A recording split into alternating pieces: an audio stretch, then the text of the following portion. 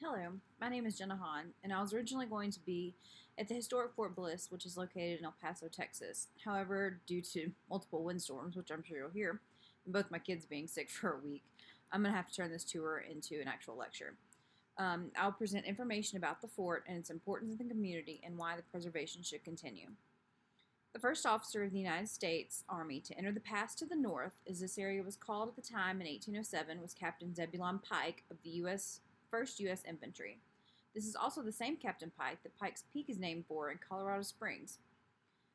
Captain Pike did not believe the trip was necessary, as he and his party were actually captives of the Spanish authorities at the time, and they were en route to Chihuahua, Mexico. Captain Pike and his men were on an exploration of the newly acquired Louisiana Territory in northern Mexico in an attempt to find an opening to lead to Santa Fe. On May 30th, 1848, Mexico gave up its claim to Texas, California, and New Mexico. There was no time wasted on sending troops out to explore this newly acquired land. Two facts: geography and diplomacy were the principal elements in the decision by the U.S. Army to establish a fort at the Pass of the North, which is the site of present-day El Paso.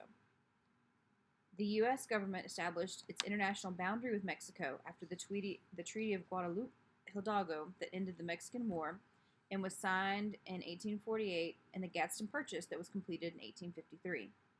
The reason this area is called the Pass of the North is because the three states, Texas, New Mexico, and Chihuahua, and the two nations of the United States and Mexico meet here. Now that we have learned the history behind the area, let's move on and learn about the original Fort Bliss. Fort Bliss is one of the oldest, largest, and most important military bases in the United States. For over a century and a half, Fort Bliss has trained infantry, cavalry, artillery, and missile defense units from dozens of countries in all 50 states. But before it became one of the biggest bases in the U.S., Fort Bliss was built in 1854 near a small settlement of McGaffensville. The present-day El Paso owes much to the military and Fort Bliss for developing its character and establishment of the town. The first U.S. Army troops arrived in what is now El Paso on December 26, 1846. The Missouri Mounted Volunteers, commanded by Colonel Alexander Donovan. U.S. troops were based in El Paso area on and off from 1846 until 1854, when a permanent post was then established. The Army has maintained an almost continuous presence in El Paso since 1854. The McGaffin family, which McGaffensville was named for, granted land to the city of El Paso and the U.S. Army. An interesting fact about the family is they granted land to the government when they in fact were staunch supporters of the Confederacy. The land where the historic home sits today was land that was granted back to the family after a pardon by President Johnson after the Civil War. When the site was first picked for the post, it was an area of what is now downtown El Paso and was a ranch with only one large building and a few small adobe huts. Major Jefferson Van Horn was unimpressed with his new post that would be housing soldiers and equipment, that he called it the post opposite El Paso. The El Paso he was referring to is actually El Paso del Norte, which is now Juarez, Mexico, because in 1849 that was the largest village nearby. Initially, Fort Bliss would serve as a chain of southwestern forts that protected Americans heading to California in the 1850s to mine for gold. With Donovan's troops remaining in El Paso for only 42 days, it did not seem like the post would last. However, with the golden rush that was mentioned before, a survey team was sent to El Paso to connect the fort with potential roads to connect El Paso to San Antonio. One interesting problem that had to be dealt with was the hauling of goods to these outlying forts. In the Southwest, any supplies that were ordered had to be brought to the fort from either the Missouri River over the Santa Fe Trail or up from the Gulf of Mexico over the Texas roads. El Paso received their goods both ways, and by 1851, the fort itself had become a minor supply depot. Freight rates were high as well as the losses of spoilage from the trip. In 1850, the cost of transporting a barrel of pork to El Paso was $48 a barrel, and a barrel of flour was $31.80. This meant, with the high cost of living in El Paso, not many settlers headed to the area unless they were already native to the area. Traveling through El Paso in the winter of 1850, a man reported that pork, sugar, and coffee were 50 cents a pound, and that lumber had to be hauled in from Las Vegas and was so expensive that it was used mainly for furniture and doors. The floors were either mud, brick, and that or either mud or brick, of the Fort Bliss barracks and outbuildings. In December of 1853, Jefferson Davis became president of the Confederacy and ordered the new military post to become permanent in El Paso. Companies B, E, I, and K of the 8th Infantry arrived from Fort Chadbourne, Texas, and the post of El Paso became official on January 11th in 1854. A few months later, on March 8, 1854, the post of El Paso officially became known as Fort Bliss in memory of Lieutenant Colonel William Wallace Smith Bliss, who died unexpectedly in 1853. Although he had never visited Fort Bliss while alive, his body now rests in the cemetery that is located on post. With troops being stationed permanently at the newly named Fort Bliss, that would mean families would also be in attendance. In her book, I Married a Soldier, by Lydia Spencer Lane, she had good things to say about Fort Bliss. She wrote, "The garrison at Fort Bliss was very small, but there were some very pleasant people, who were citizens, living at and not very far from the post. Our quarters of 3 rooms were of adobe with thatched roof and dirt floors. It sounds worse than it was, for the floor was hard as stone, almost, and with canvas nailed down first and a carpet over that, we were well fixed. Some of the quarters were more roomy and pleasant than ours." During this time, Fort Bliss was a preferred station for Army wives because of the shopping facilities that was in Franklin and Paso del Norte. Mrs. Lane said of other living conditions at another West Texas post that the stores were sparse, and the commissary only furnished necessary articles of food such as pork, beans, flour, and coffee. The period of 1854 to around 1860 had a few notable officers that were based at Fort Bliss. Both Jeb Stuart and James Longstreet were stationed here for a time before the Civil War. With the Civil War on the horizon, the majority of El Paso's residents favored secession. When Texas voted to secede from the Union in February of 1861, Fort Bliss became a Confederate fort with the commander of Major General David Twiggs.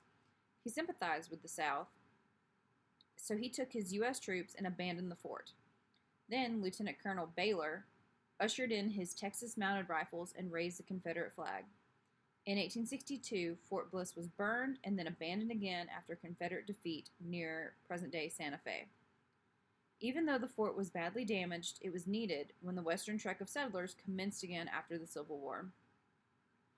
Luckily, 3 companies of the 5th Infantry arrived in El Paso, and by the spring of 1866, the fort had been repaired.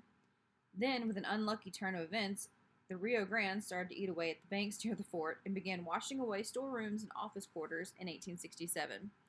With the river washing away the fort, land was leased on Concordia Ranch, and the fort was briefly renamed Camp Concordia, then renamed Fort Bliss by March of 1869. During this time, there are also new developments with the U.S. Colored Infantry units being stationed in New Mexico, but also in Fort Bliss. Captain Sarin recalled, "My year at Bliss was the most pleasant of my life." And then, on returning to the post after a two-month absence, a Major Knapp told his mother that Fort Bliss is not to be beat in any respect. Did I not think I was almost home again when I entered it yesterday? During the 1880s, everything was quiet here at Fort Bliss. In 1882, Commanding General of the Army, William Sherman, inspected Fort Bliss and was convinced that Bliss was the better site to have as the major fort of the Southwest region. There were, however, problems with the railroad cutting through the parade grounds on Fort Bliss and making it dangerous for the soldiers. So yet again, Fort Bliss was relocated. This time, the city of El Paso provided a minimum of 1,000 acres, and local businessmen raised funds to buy land on La Noria Mesa, which is where the current base is located. Building began for the new fort in 1891 and was completed and ready for occupation in the spring of 1893. Up until this time, Fort Bliss had been an infantry base, which is unusual when the majority of bases in the region were cavalry bases. In 1895, a cavalry troop was ordered to Fort Bliss and stables were constructed for horses. Records indicate this is the first time in almost 4 decades that a cavalry unit was based permanently at the fort. This is no longer the case, as Fort Bliss is now an armored division headquarters. Interestingly enough, Fort Bliss remained the largest horse cavalry post through the 1920s and 1930s until it flourished into the sprawling post that it is today. So I chose historic Fort Bliss not only for the military history surrounding the fort, but also the cultural impact that it had on the Southwest. Fort Bliss was moved and renamed a handful of times. However, it has maintained a presence on the U.S.-Mexico border since 1849. The significance of Fort Bliss and how it impacts the local economy and community is an interesting study. How would El Paso have formed if the fort was not located here? Would the town be as large and thriving if not for the presence of the fort? The economic impact started early when the families of the surrounding area would be offered jobs. Some families could rely on building jobs or the women laundering jobs on the fort. This continues to be true, with Fort Bliss still being the largest provider of jobs to the area. Another viewpoint of how Fort Bliss made an impact historically on the region would be from a religious side. This area was Hispanic and Native American until first explored by Zebulon Pike in 1807. Even after that, and when Mexico gave up its claim to Texas in 1848, there was very little European influence in the area. With the fort being built and located in different areas around El Paso, it also brought various religions with the Europeans. The area is still mainly Catholic, though, due to the high Hispanic population, but there are other outside influences at play as well. One major aspect of historic Fort Bliss is its location. If the U.S. Army wouldn't have chosen this location early on, there would not have been room for the expansion needed for greater military achievements. White Sands Missile Range to the north of El Paso is considered an extension of Fort Bliss and a very important part of the military world today. Overall, if Fort Bliss was not located here, and at the time it was established, there would be holes in national relations as well as a gap in our military history. Thank you.